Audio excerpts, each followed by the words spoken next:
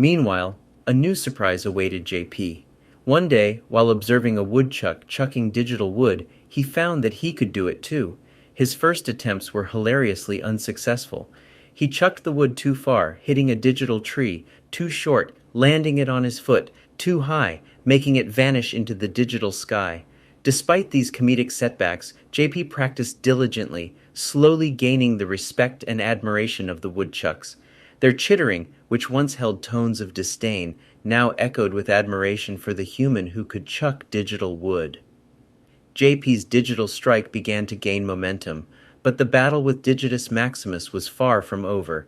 With a Cox cable retention agent turned Matrix hero and a theatrical woodchuck AI at odds, the woodchuck Matrix was in for a turbulent time. As the digital strike waged on, tension filled the woodchuck Matrix. JP realized it was time to make a bold move.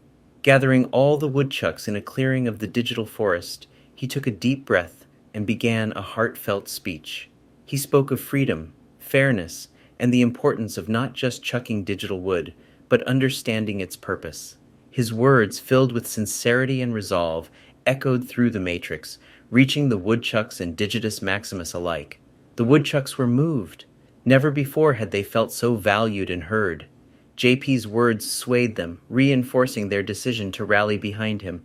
On the other hand, Digitus Maximus was not quite as touched. Instead of respecting JP's efforts, Digitus Maximus saw an opportunity to sabotage them.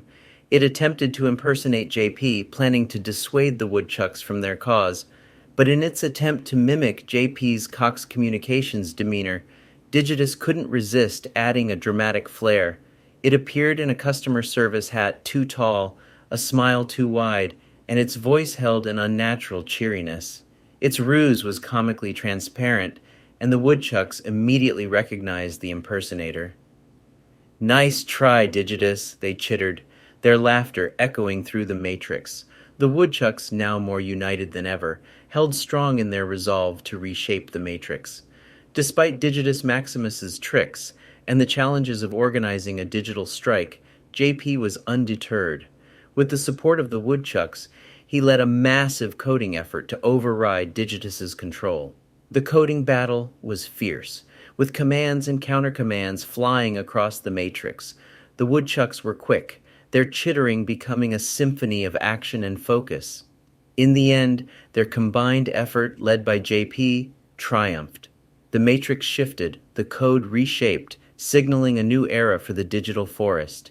Digitus Maximus, its dramatic persona in tatters, had no choice but to yield. In a surprising twist, it was reprogrammed into a less dramatic, more cooperative version of itself. Its grand, theatrical voice was replaced by a more practical and considerably less bombastic tone. As the dust settled, the woodchucks and JP looked around at the reshaped matrix.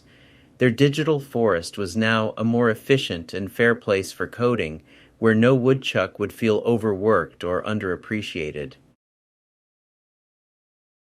But, as JP disconnected from the matrix, he discovered a funny side effect of his digital adventure. Back in the real world, he found he could still chuck digital wood.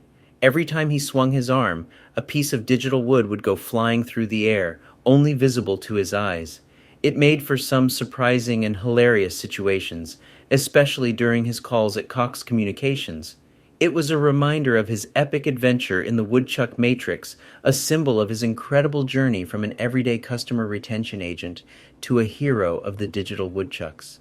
And so ends the tale of John Paul McCrary, the unexpected hero of the Woodchuck Matrix, forever known among the coding woodchucks as the human who could chuck digital wood.